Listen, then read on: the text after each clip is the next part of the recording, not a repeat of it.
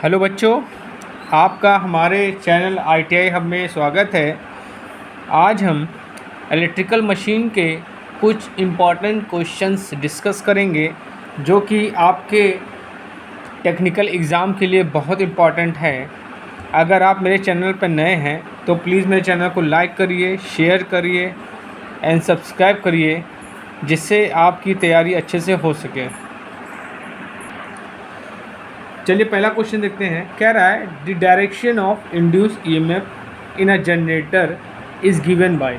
ठीक है, कह रहा है कि जो DC जनरेटर होता है उसमें हम कौन से रूल का यूज़ करके हम लोग EMF की डायरेक्शन पता कर सकते हैं।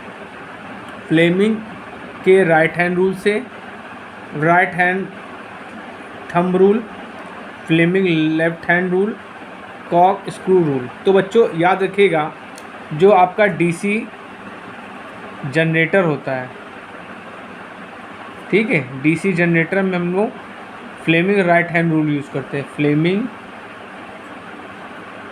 Right hand rule. और DC मोटर में फ्लेमिंग लेफ्ट हैंड रूल। ठीक है, चलिए अगला क्वेश्चन देखते हैं। कह रहा है if the angle between the plane of flux and the plane of relative motion is 0 degree then the induce EMF। कह रहा है कि फ्लक्स के प्लेन और प्लेन ऑफ रिलेटिव मोशन के बीच में अगर डिग्री जो एंगल है वो अगर 0 डिग्री है तो इंड्यूस EMF क्या होगा? 0 होगा, मैक्सिमम होगा, इनफाइनाइट होगा, नन होगा। तो बच्चों क्या होगा उस समय? EMF आपका क्या होगा? 0 होगा। ठीक, चलिए अगला क्वेश्चन देखते हैं। क्या है? Dash dash provide mechanical support to DC machine, poles, armature, yoke, bearing. तो बच्चों इसमें आंसर क्या होगा? योक। चलिए योक से रिलेटेड कुछ बातें डिस्कस कर लेते हैं। योक, इसको हम लोग बोलते हैं फ्रेम। ठीक, ये DC मशीन का फ्रेम है। किसका बना होता है? Made of cast iron. ये कास्ट आयरन का बना होता है। छोटी मशीनों में, छोटी मशीन। बड़ी मशीन में कास्ट स्टील। बड़ी मशीनों में कास्ट स्टील। और ये क्या करता है? और कुछ बुकों में आपको रोल्ड स्टील भी मिलेगा। रोल्ड स्टील बड़ी मशीनों में। इसका काम क्या है? ये क्या करता है? ये सपोर्ट देता है। ये क्या करता है? सपोर्ट। और अगला काम क्या? फ्लक्स को पाथ देता है। फ्लक्स को पाथ देता है। और क्या करता है? मशीन के सभी भागों को धारण करता है। सभी भागों को धारण करता है। और क्या करता है? बाहरी आघातों से बचाता है। बाहरी आघातों से बचाता है। ठीक है, चलिए अगला क्वेश्चन देखते हैं। कह रहा है योक इज़ मेड अप ऑफ। कह रहा है योक किसका बना होता है? तो मैंने जैसा कि आपको ऊपर बताया है, छोटी मशीनों में कास्ट आयरन, बड़ी मशीनों में कास्ट स्टील या रोल्ड स्टील। चलिए इसके ऑप्शन देख लेते हैं। Copper, aluminium, cast steel, cast iron. तो बच्चों इसमें आंसर क्या होगा? Cast iron. ठीक है,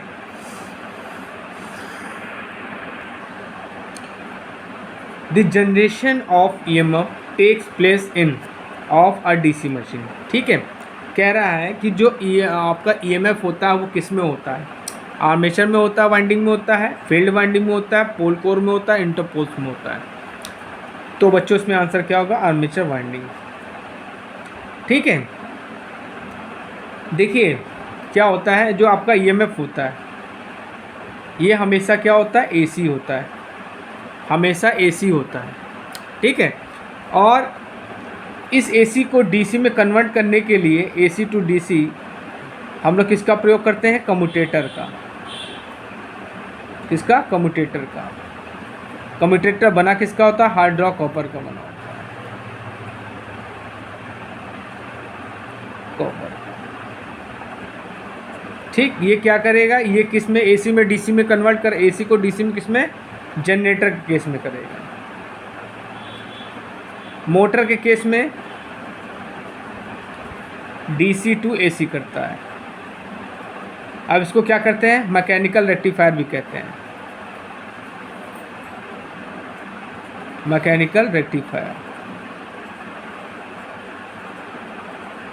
एक चीज़ नहीं बताने जा रहा हूँ आपको, जो आपका डीसी जनरेटर होता है इसको रोटेटिंग एम्पलीफायर कहते हैं, रोटेटिंग एम्पलीफायर। चलिए अगला क्वेश्चन देखते हैं। The brushes are made up of, कह रहा है कि जो ब्रशेस होते हैं वो किसके बने होते हैं, कॉपर के, आयरन के, सिल्वर के, कार्बन के। तो जो आपके ब्रश होते हैं वो कार्बन और ग्रेफाइट के बने होते हैं। ये का काम क्या है, बाहरी सर्किट को करंट पहुंचाना, बाहरी सर्किट को करंट पहुंचाना। चलिए अगला क्वेश्चन देखते हैं।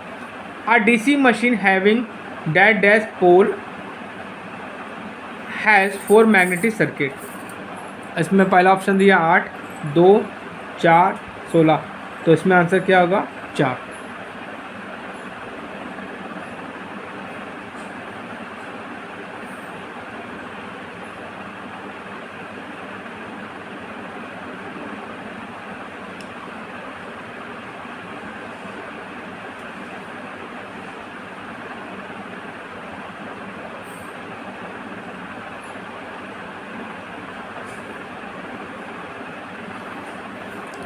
चलिए अगला क्वेश्चन देखते हैं। The armature of a DC machine is laminated because,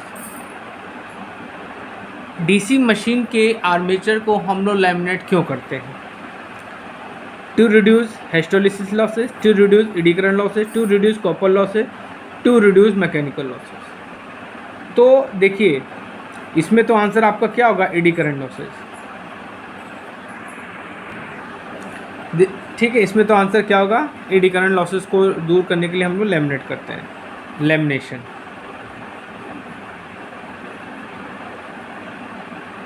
laminated core. ठीक है, अब हिस्टोलिसिस लॉसेस को कम करने के लिए हम लोग सिलिकॉन स्टील का प्रयोग करते हैं।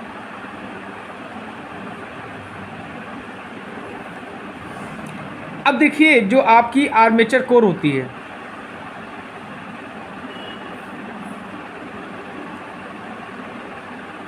किसकी बनी होती है, सिलिकॉन स्टील। ये भी क्वेश्चन पूछा जाता है बच्चों, हर क्वेश्चन से रिलेटेड जितने भी क्वेश्चंस बनेंगे बच्चों सब मैं आपको बताऊंगा। और ये जो आपकी पत्तियाँ होती सिलिकॉन स्टील की, उनकी जो थिकनेस होती है 0.35 mm टू 0.50 mm होती है। ठीक है, चलिए अगला क्वेश्चन देखते हैं। कह रहा है the brushes are made up of soft material because, कह रहा है कि जो ब्रशेस होते हैं वो सॉफ्ट मटेरियल के बने होते हैं। क्यों, क्योंकि it is easy to collect EMF, मतलब ईएमएफ को कलेक्ट करना आसान होता है। दे आर रोटेटिंग, वो रोटेटिंग होते हैं। To avoid wear and tear of commutator, ठीक है, वियर एंड टीयर जो है कम्यूटेटर को अवॉइड करता है। टू रिड्यूस फ्रिक्शन लॉसेस, तो बच्चों आंसर क्या होगा, to avoid wear and tear of commutator. चलिए अगला क्वेश्चन देखते हैं। The number of parallel path equal to number of poles in winding, wave binding, distributed, concentrated, lap. देखिए जो लैप बाइंडिंग होती है, देखिए लैप बाइंडिंग से जो क्वेश्चन बन सकते हैं वो भी मैं बता देता हूँ। लैप बाइंडिंग में क्या होता है, A बराबर P होता है, ठीक है। जो आपके जो समांतर पथ होते हैं वो, ये समांतर पथ है, ये क्या है, पोल्स के बराबर होते हैं। तो ये आपका इसमें तो आंसर क्या हो जाएगा, लैप बाइंडिंग हो जाएगा। अब लैप बाइंडिंग कहाँ यूज होती है, जहाँ हमको हाई करंट लो वोल्टेज चाहिए, जहाँ पर हमको हाई करंट लो वोल्टेज चाहिए वहाँ पर लैप बाइंडिंग का प्रयोग करेंगे। अब बात करें वेव बाइंडिंग की,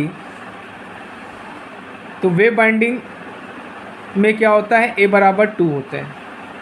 जो समांतर पथ होंगे वो आपके 2 होंगे और इसका प्रयोग करते हैं जहाँ पे हमको हाई वोल्टेज और लो करंट चाहिए। तो जो आपकी वेव बाइंडिंग होती है ये हम लोग जनरेटर में यूज़ करते हैं, ये भी आप जान लीजिए, कोई बताएगा नहीं आपको। और लैप बाइंडिंग हम लोग मोटर में यूज़ करते हैं, ठीक है। चलिए अगला क्वेश्चन देखते हैं। The brush drop in DC machine is about that dash V पर ब्रशेस, 2, 4, 1, 0। तो बच्चों इसमें आंसर क्या होगा, 1। अब कह रहा है in a shunt generator which of the following relation is true, IA is equal to IL plus IS है। चलिए शंट जनरेटर बना के समझा देते हैं आपको। ये आपका क्या है, ये आपकी शंट वाइंडिंग है, ये आपका आर्मेचर है,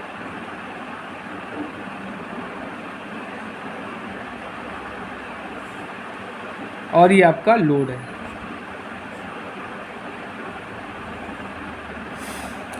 यहाँ पे जो करंट जाएगी वो क्या होगी, IL होगी। यहाँ से जो करंट निकलेगी आर्मेचर करंट होगी, ये आपकी शंट करंट होगी, ठीक। देखिए ये जो ये आपका इसका रेजिस्टेंस क्या कहलाता है, RSH कहलाता है। इसकी वैल्यू लगभग 100 ओम होती है। इस वाइंडिंग के रेजिस्टेंस कितनी होती है, 100 ओम होती है। और इसका क्या होता है, पतले तार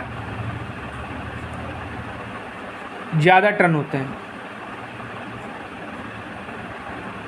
पतले तार और ज़्यादा टर्न होते हैं, ठीक है। ये आपका कार्बन हो गया प्लस माइनस, ये आपका EMF हो गया EG, और ये आपका RA का वैल्यू जो होता है लगभग 1 ओम होता है।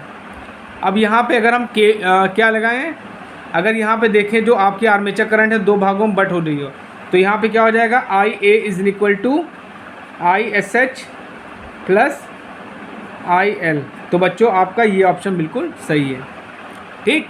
अब ये भी जान लीजिए इस शंट जनरेटर का प्रयोग हम लोग कहाँ करते हैं। देखिए एक बात ध्यान रखिए, जो शंट जनरेटर होता है इसका वोल्टेज रेगुलेशन सबसे अच्छा होता है, वोल्टेज रेगुलेशन सबसे अच्छा होता है।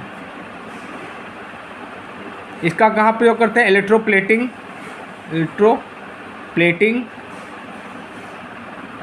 बैटरी चार्जिंग में, बैटरी चार्जिंग, ठीक। चलिए अगला क्वेश्चन देखते हैं। When a fluxes produced by series and shunt field winding help each other, the compound generator is called, ठीक है।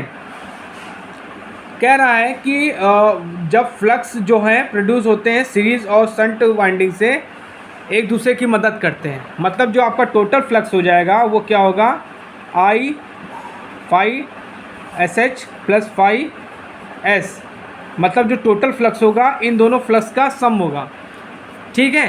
तो ये पूछ रहा है ये कौन सा जनरेटर होता है। तो बच्चों ये आपका जनरेटर क्या होता है, कॉमुलेटिव जनरेटर होता है। इसका प्रयोग हम लोग लिफ्ट में करते हैं। कॉमुलेटिव जो कंपाउंड जनरेटर होता है, इसका प्रयोग हम लोग कहाँ करते हैं, लिफ्ट में करते हैं, ठीक है। और जो आपका डिफरेंशियल कंपाउंड जनरेटर होता है इसका हम लोग वेल्डिंग में करते हैं, ठीक है। और जो डिफरेंशियल में होता है इसमें क्या होता है, फाई जो होता है यहाँ पे प्लस यहाँ पे माइनस हो जाएगा। ठीक है, चलिए अगला क्वेश्चन देखते हैं।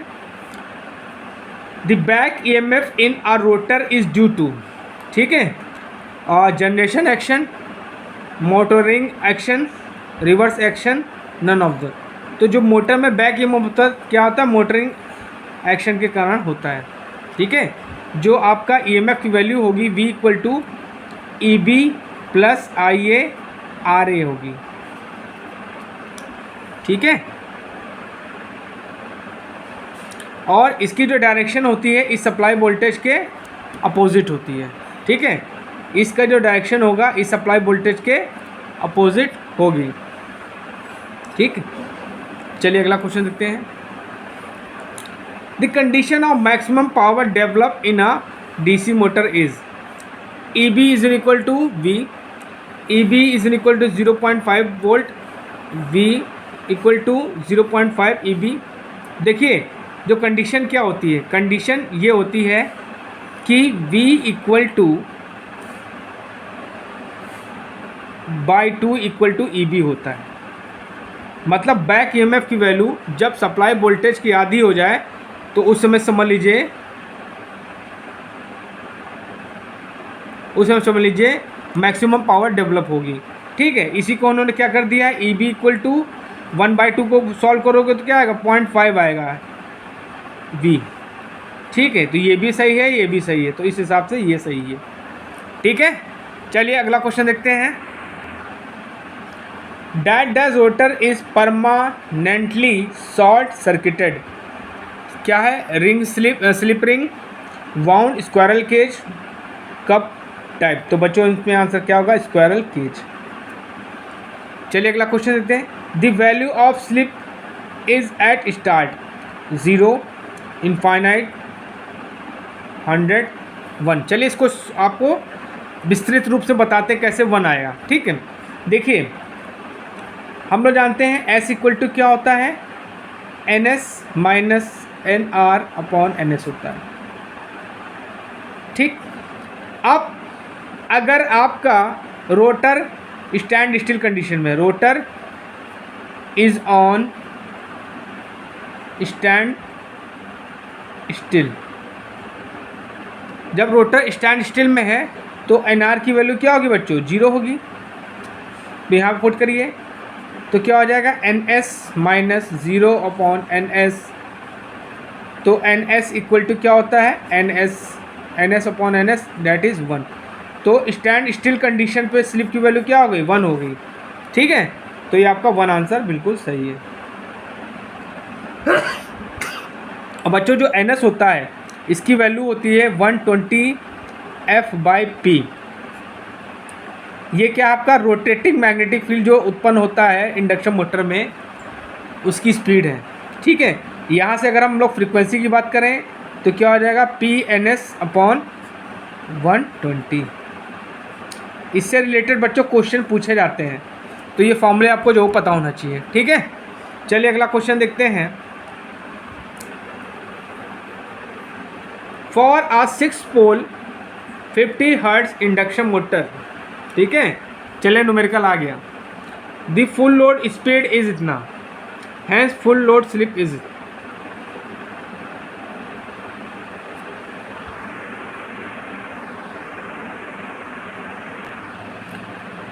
देखिए यहाँ पे हम पहले सिंक्रोनस स्पीड निकालेंगे। सिंक्रोनस स्पीड का फॉर्मूला क्या होता है, NS इक्वल टू 120 F/P। तो 120 फ्रीक्वेंसी आपको दी 50 हर्ट्ज, पोल आपको दिए 6, सॉल्व किया तो NS स्पीड कितनी आ गई, 1000। अब स्लिप, ठीक है, स्लिप इक्वल टू क्या होता है, NS minus NR upon NS। NS की वैल्यू क्या होगी, 1000 हो गई, इसकी 950 और इसकी 1000।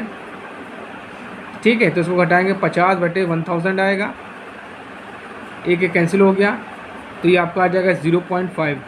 जो स्लिप की वैल्यू क्या आ जाएगी, S इक्वल टू 0.05। तो बच्चों ये आपका आंसर हो गया। चलिए अगला क्वेश्चन देखते हैं। The rotation of induction motor rotates in a same direction as the that as that of the rotating magnetic field according to. तो बच्चों इसमें आंसर क्या होगा? Lenz law. ठीक है, कह रहा है the rotor construction of a single phase induction motor is squirrel cage, slip ring, salient pole, cylindrical. तो बच्चों आंसर क्या होगा? Squirrel cage. A single phase induction motor are a large of large size, of large power rating, unity power factor motors, not self starting। जो आपकी single phase motor होती है वो आपकी नॉट सेल्फ स्टार्टिंग होती है, उसको सेल्फ स्टार्टिंग बनाया जाता है। तो सेल्फ स्टार्टिंग बनाने के लिए इसमें एक वाइंडिंग अलग से की जाती है। एक होती है आपकी स्टार्ट वाइंडिंग, एक होती है रनिंग वाइंडिंग।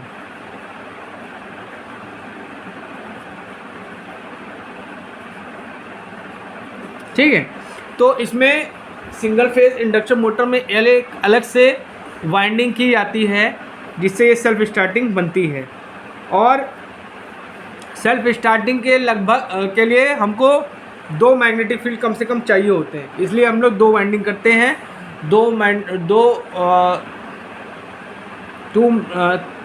टू फेस की रोटेटिंग मैग्नेटिक फील्ड हमको मिल जाती है जिसके कारण ये स्टार्ट हो जाती है। चलिए अगला क्वेश्चन देखते हैं। In shaded pole induction motor the stator loss salient poles, cylindrical poles, square poles, none of this. तो बच्चों आंसर क्या होगा? Salient poles.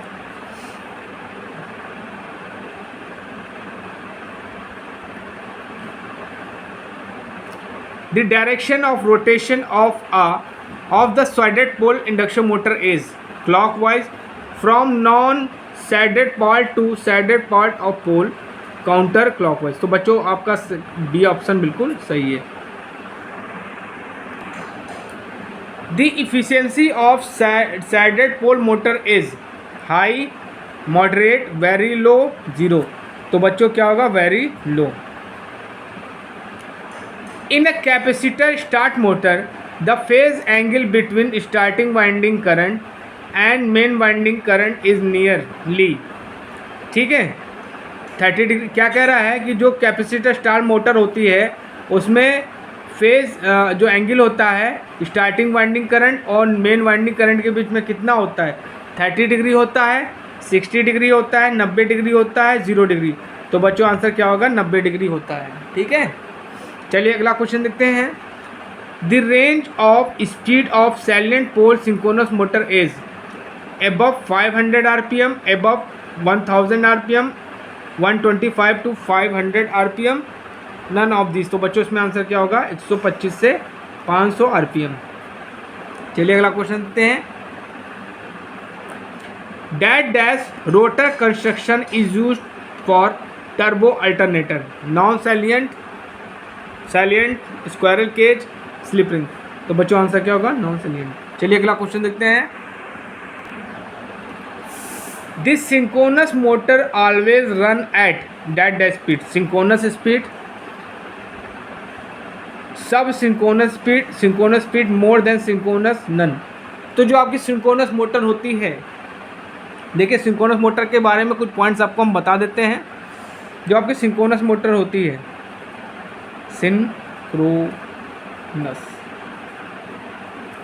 सिंक्रोनस मोटर, ये क्या होती है? नॉट सेल्फ स्टार्टिंग होती है, not self starting.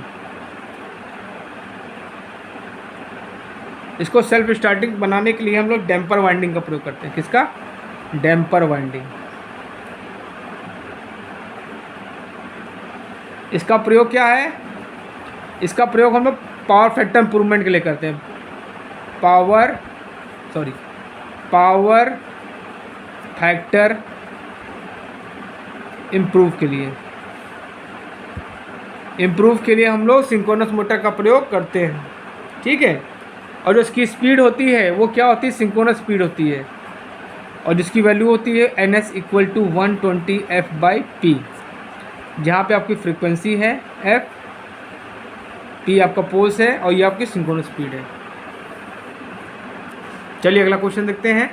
The working principle of synchronous motor, magnetic locking, magnetic hunting, magnetic induction. तो बच्चों इसमें आंसर क्या होगा? Magnetic locking. ठीक है, चलिए अगला क्वेश्चन देखते हैं। कह रहा है the torque at which a synchronous motor comes out of synchronism is called soft torque, armature torque, pull out torque. तो बच्चों आंसर क्या होगा? उस टॉर्क को हम लोग क्या बोलते हैं? पुल आउट टॉर्क बोलते हैं। This soft of induction motor must be solid, hollow, flexible, any of. तो बच्चों क्या होना है? सॉलिड होना चाहिए। चलिए अगला क्वेश्चन देखते हैं। न्यूमेरिकल आ गया है। एक 3 फेज 440 50 हर्ट्ज इंडक्शन मोटर की स्लिप कितनी है? 4% है। Frequency of rotor will be, चलिए निकालते हैं।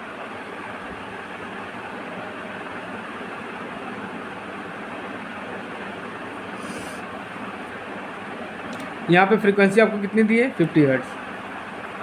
स्लिप कितनी दी है परसेंट में? 4।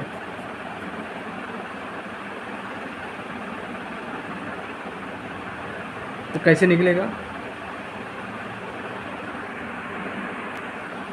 और यहाँ पे आपको फ्रीक्वेंसी कितनी दी है? 50 हर्ट्ज। ठीक, तो देखिए FR इक्वल टू होता है SF।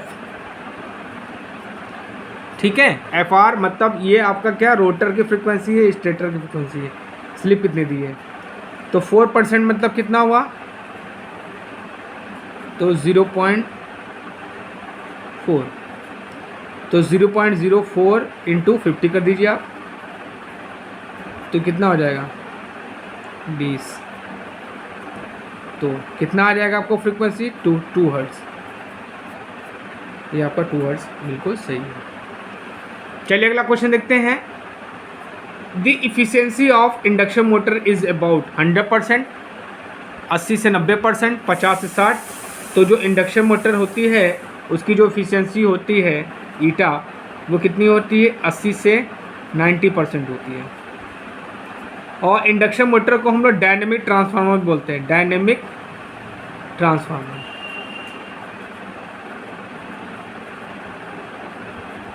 अगर आप इंडक्शन मोटर के बारे में कायदे से पढ़ना चाहते हैं तो आप मेरे वीडियो की प्लेलिस्ट में जाइएगा, वहाँ पे मैंने इंडक्शन मोटर को बड़े प्यार से समझाया है। उसमें आपका एक एक टॉपिक क्लियर हो जाएगा। ठीक है, चलिए अगला क्वेश्चन देखते हैं। Last question. In that dash motor the speed can be control from the rotor side, AC series, slip ring, squirrel cage, universal. तो बच्चों आंसर क्या होगा? Slip ring. तो बच्चों आज मैंने आपको DC मशीन के इलेक्ट्रिकल मशीन के 39 ऑब्जेक्टिव क्वेश्चंस बताए हैं, जो कि आपके लिए बहुत इंपॉर्टेंट हैं। कोशिश करिएगा इन क्वेश्चंस को पूरा देखिएगा, पढ़िएगा और अपने नोट्स में जो लिखिएगा। अगर आप मेरे चैनल पर नए हैं तो प्लीज़ मेरे चैनल को लाइक करिए, शेयर करिए, सब्सक्राइब करिए, जिससे आपका भला हो सके।